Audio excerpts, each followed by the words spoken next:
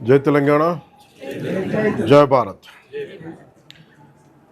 ప్రాంతీయతను విస్మరించని జాతీయవాదం, దానికి ఏ సిద్ధాంతానికి అయితే మనం కట్టుబడి ఉన్నామో, జనసేన ప్రారంభించిన 12 సంవత్సరాల తర్వాత ఏ తెలంగాణ గడ్డ మీద ఈ పార్టీ పుట్టిందో అదే తెలంగాణ గడ్డ మీద ఈరోజు మనం ఆఫీస్ నిర్మించుకోవడం, అది నేను పెట్టిన దానికంటే కూడా నాయకులందరూ కూర్చొని మీ అందరి సారథ్యంలో, మీ అందరూ ఉత్సాహంతో మీరు ఆఫీస్ని మీరు ఎస్టాబ్లిష్ చేయటం నిజంగా నాకు ఎంత స్ఫూర్తినిచ్చింది, ఎంత బలాన్ని ఇచ్చిందంటే మీరు నా గుండె చప్పుడు మీద. అంటే ఎన్ని ఇబ్బందులు ఉన్నా ఐడియాలజికల్గా, ముఖ్యంగా లాస్ట్ 2 years నుంచి శంకర్ గాని, మహేందర్, హనీఫ్, దామోదర్, సతీష్, నా పేరున ప్రతి ఒక్క రాజలింగం కానీ, they all stuck to me. అది వ్యక్తి దానికంటే కూడా it is ideological commitment we stand for. It's only one commitment నాకు తెలంగాణకు సంబంధించి. నేను తెలంగాణ తాలూకు పోరాట స్ఫూర్తిని చూడకుండా, అర్థం చేసుకోకుండా కానీ ఉండుంటే నాకు ఇంత తెగింపు ఉండేది కాదు. నాకు తెలంగాణను అర్థం చేసుకుని ఉంటే పాలిటిక్స్లోకి వచ్చేవాడిని కాదు. తెలంగాణను అర్థం చేసుకున్నాను కాబట్టి ఈరోజు జనసేన పార్టీ అని ఉనికి ఉంది ఈరోజు నాకు. అదే ఈ రోజున మనకి అటు ఆంధ్రలోకి సత్తానిచ్చింది. ఇటు కేరళ, కర్ణాటక, మహారాష్ట్ర, ఇలా కొన్ని స్టేట్స్లో సంఖ్యాబలం లక్షల మంది కాకపోతే, బట్ ఇక్కడ ఎలా స్టార్ట్ అయింది అక్కడ ఇలా స్టార్ట్ అయింది. ఇది మీ అందరికీ మనస్ఫూర్తిగా మనందరం కలిసి బిల్డ్ చేద్దాం ఈ పార్టీ. ఇది ప్యూర్లీ పీపుల్స్ పార్టిసిపేషన్, జన్ భాగీదారి అంటాం. మనం నిర్మించుకోవాలి. ఇందులో ఎక్కడో కూడా మేము మీకు ఒక ఫ్యామిలీని కానీ, ఎనీ వన్ సోషల్ గ్రూప్ కానీ కమిట్ అవ్వం. It is for all of us. భారతదేశ సమగ్రత భంగం వాటిల్లకుండా మన రాష్ట్రాన్ని ఎలా కాపాడుకోవాలి, మన తెలంగాణ నేలని ఎలా కాపాడుకోవాలి, తెలంగాణ సంస్కృతిని ఎలా కాపాడుకోవాలి, తెలంగాణకి సంబంధించిన సమస్యల్ని మనం ఎలా అడ్రస్ చేయాలి, ఇది great opportunity for all of us. నాకు ఇక్కడ మళ్ళీ ఇంకో మాట చెప్తాను, తెలంగాణ నుంచి తెలంగాణ వ్యక్తి ముఖ్యమంత్రి అవ్వాలి మనస్ఫూర్తిగా. దానికి నా సంపూర్ణంగా తెలంగాణ, అంటే భారతదేశం, నేను భారత జాతిని ఇష్టపడతా, నా తెలంగాణని ఇష్టపడతా, తెలంగాణ తాలూకు సంస్కృతిని ఇష్టపడతా. దీన్ని ప్రత్యేకించి ఈరోజు పార్టీ పెట్టినందుకు నేను చెప్పక్కర్లేదు, అందరికీ తెలుసు. తెలంగాణ పోరాట స్ఫూర్తే ఒకరోజు దేశానికి కానీ జాతికి కానీ చాలా గొప్ప స్ఫూర్తినిస్తుంది. ఎందుకంటే 48లో కూడా పటేల్ గారు చెప్పింది, హెస్ గివెన్ 1 year టైం ఇచ్చారు Lord Mountbatten. Either you accede to men, దీంట్లో కలిసిపోం, విలీనం కమ్మని. బట్ నిజాం డిఫరెంట్ గేమ్స్ ఆడి ఫైనల్లీ పటేల్ గారికి విసుగొచ్చింది. He said only 1 knot, I think done. ఎప్పుడైతే మౌంట్ బ్యాటన్ గారు వెళ్ళిపోయారో, ఇట్ టుక్ దెమ్ 5 days అంటారు. Actually it happened 5 hours.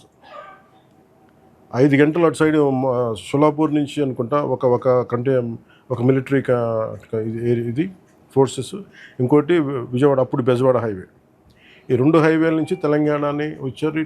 5 గంటలు పెట్టింది. They are such a resistance. వాళ్ళు వస్తే మేము ఒక్కరిని బతకనివ్వం అని చెప్పి థ్రెటన్ చేసిన వాళ్ళు, పటేల్ గారి ఆయన పట్టుదలతోటి today it is become got integrated well. It's the heart of Bharat. ఇది తెలంగాణ మన భారతదేశపు గుండె చప్పుడు. అందుకని ఇది నా మాటలు కాదు, ఇట్ ఈస్ సర్దార్ వల్లభాయ్ పటేల్ గారు చెప్పింది. ఈ పార్టీషన్ టైంలో ఏమేమి జరిగినాయి గొడవలు అంట. సో నాకు చరిత్రను అర్థం చేసుకున్నాం, చరిత్రను గౌరవించే వాళ్ళం కాబట్టి నిజంగా తెలంగాణ తాలూకు స్ఫూర్తి, యువత పోరాటం ఇక్కడ more than a cost, it is all about injustice. కడుపు మంట ఉండవు. మన కడుపు మంటకి ఎలా, నాకు స్ఫూర్తి ఇదే. నేను ఏదో సరదాగా ఓట్స్ పడతాయనో లేదంటే అప్పీస్మెంట్ నాకు చేయదు. నాకు నిజంగా గుండెల నిండుగా చెప్తున్నాను. అసెట్ ఒక మనిషిని ఒక సంవత్సరం మోసం చేయగలరు, 2 సంవత్సరాలు మోసం చేయగలరు, కానీ నా జీవితం అంతా నేను మోసం చేయలేను కదా. ఫర్ మీ తెలంగాణ నాకు స్ఫూర్తినిచ్చింది నేను, అది గద్దరని అర్థం చేసుకున్నాను. సో ఈ రోజున మనస్ఫూర్తిగా మనందరం తెలంగాణ బాగు కోసం, సామాజిక తెలంగాణ కోసం, అన్ని సామాజిక తెలంగాణ అందరూ బాగుండాలి, అలాంటి తెలంగాణ కోసం తనదైన దారిలో వెళ్ళి అందరినీ కలుపుకెళ్ళాలని ఒక మెసేజ్ మనకి ఇచ్చాడు మనకి గద్దరన్న రోజు. సో ఆఖరి మాటలు అది మీకు తెలుసు. సో అలాంటి గద్దరన్నకి మనస్ఫూర్తిగా మనం నివాళి అర్పిద్దాం.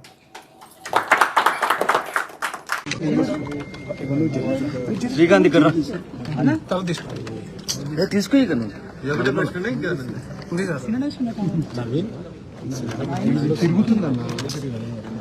మీరు ఇప్పుడు ఏమో అడుగుతానేమో చెప్పు అంటారు, అడుగుతానేమో మీరు మాట పెడతారు. ఓకే. తెలంగాణ రాష్ట్రంలో పవన్ కళ్యాణ్ గారు జనసేన పార్టీ మొదటిసారి పోటీ చేస్తలేరు. పోయిన ఎన్నికల్లో కూడా మాతో కలిసి తెలంగాణ రాష్ట్ర శాసనసభకు జరిగిన ఎన్నికల లోపల పవన్ కళ్యాణ్ గారి జనసేన పార్టీ 2023 నవంబర్ డిసెంబర్ లో జరిగినటువంటి రాష్ట్ర శాసనసభకు జరిగిన ఎన్నికల్లో కూడా పవన్ కళ్యాణ్ గారు మాతో కలిసి పోటీ చేస్తున్నారు. కాబట్టి కొత్తగా తెలంగాణలోకి జనసేన ఏదో వస్తుంది, ఏదో పోటీ చేస్తుంది అనేటువంటి ఈ అపప్రదలు లేదా కొత్త నినాదాలను ఎవరైతే తెస్తున్నారో వాళ్ళు వాళ్ళ ఉనికికి ప్రమాదం వచ్చిందని భావించి మాత్రమే ఇట్లాంటి కొత్త తరహా ముచ్చట్లు తీసుకొచ్చే ప్రయత్నం చేస్తున్నారు. గతంలో పోటీ చేసిండ్రు, భవిష్యత్తులో పోటీ చేస్తారు. ఈ దేశంలో ఎన్నికల సంఘం చేత గుర్తింపు పొందినటువంటి ఏ రాజకీయ పార్టీ అయినా దేశంలో ఉన్నటువంటి ఏ కార్నర్ లోనైనా పోటీ చేసేటువంటి అవకాశం ఉంది. అందుకనే టీఆర్ఎస్ ని బీఆర్ఎస్ గా మార్చి మహారాష్ట్రకి, ఆంధ్రప్రదేశ్ కి, కర్ణాటకకు పోతే తెలంగాణ ప్రజలు టీఆర్ఎస్ కి బీఆర్ఎస్ మారంగానే బీఆర్ఎస్ కు సిఆర్ఎస్ ఇచ్చి కంపల్సరీ రిటైర్మెంట్ స్కీమ్ ఇచ్చి పంపిస్తే గౌరవనీయులు చంద్రశేఖరరావు గారు పోయి ఫామ్ హౌస్ లో కంపల్సరీ రిటైర్మెంట్ స్కీమ్ తర్వాత రెస్ట్ తీసుకుంటున్నారు. నేను మా ఈపీఎఫ్ కమిషనర్ రమేష్ గారికి రిక్వెస్ట్ చేస్తా ఉన్నా, వారికి కూడా ఏమైనా పెన్షన్ వచ్చే కార్యక్రమం ఉంటే ఇప్పించవలసిందిగా కోరుతా ఉన్నాను. Because is also public servant కాబట్టి రిటైర్మెంట్ ఇచ్చి వారికి కూడా ఈపీఎఫ్ కమిషనర్ గారు పెన్షన్ ఇస్తే బాగుంటుందని నేను సూచిస్తాను. అంటే దేవుడి పేరు చెప్పి ఓట్లు అడగడమే బీజేపీ ప్రతిసారి చేస్తుంది, ఏం అభివృద్ధి చేసింది లేదు. పవన్ కళ్యాణ్ గానీ ఇంకెవరు వచ్చినా కూడా వాళ్ళంతా కూడా బీజేపీకి ఎన్నో రెక్కలు ఉన్నాయి, అందులో పవన్ కళ్యాణ్ ఒక రెక్క అంటూ కూడా మహేష్ కుమార్ గౌడ్ చెప్పారు. ఈ మహేష్ అన్న అడ్డదారిలో అధికారంలోకి వచ్చి ప్రజల చేత ఎన్నుకోబడక ఎమ్మెల్సీగా మీరు ఒక అధికారంలోకి వచ్చి మీరు కూడా ప్రధానమంత్రి గారి గురించో ఇంకొకరి గురించి మాట్లాడితే బాధాకరమైనటువంటి విషయం. ఈ రోజు మేము ఇక్కడికి వచ్చింది రాజకీయాల కోసం రాలేదు. మీరు రోజు అడుగుతున్నారు కదా ఎన్ని ఉద్యోగాలు ఇచ్చారో చెప్పుర్రు, ఎన్ని ఉద్యోగాలు ఇచ్చిరో చెప్పుర్రు అంటే ఒక తెలంగాణలో ఇచ్చిన ఉద్యోగాల సంఖ్యనే 57,714 ఉద్యోగాలను లెక్క చెప్తున్నాం. మేము ఉత్త లెక్కలు చెప్తేనే వీళ్ళందరికీ పీఎఫ్ కట్ అవుతుంది. పీఎఫ్ కట్ అవుతుంది అంటే ఆయన పని చేస్తున్నాడు, 6 నెలలు దాటి పనిచేసి కంటిన్యూస్ గా ఉన్నాడు కాబట్టి వాళ్ళకి పీఎఫ్ కట్ అవుతుంది, వాళ్ళకు పీఎఫ్ నెంబర్ వచ్చింది. మీరు కూడా తెలుసుకోండి పీఎఫ్ అంటే ఏంది, ఈఎస్ఐ అంటే ఏంది, ఎప్పుడు జీతం కట్ అవుతుంది, ఎప్పుడు ప్రావిడెంట్ ఫండ్ జమ అవుతుంది. మీకు తెలిసేది 1వ తారీఖు జీతాలు ఇచ్చడే తెలియదు మీకు. ఎంప్లాయీ ప్రభుత్వ ఉద్యోగులు దాచుకున్న పీఎఫ్ సొమ్మునే రిటైర్డ్ అయినాక 3 ఏళ్ల దాకా ఇయ్యని కాంగ్రెస్ పార్టీకి పీఎఫ్ అంటే ఏందో, ఈఎస్ఐ అంటే ఏందో తెలుస్తుందని నేను అనుకుంటలేను. ఈ రోజు మేము ఇక్కడ రాజకీయ కార్యక్రమం పెట్టలేదు, పవన్ కళ్యాణ్ గారి కోసమో, ఎల్ఐఏ కోసమో, మల్లయ్య కోసం పెట్టలేదు. పనిచేస్తున్నటువంటి కార్మికులకి ఈపీఎఫ్ ద్వారా జరుగుతున్నటువంటి లాభాలను ఎక్స్ప్లెయిన్ చేయడానికి పెట్టినాం.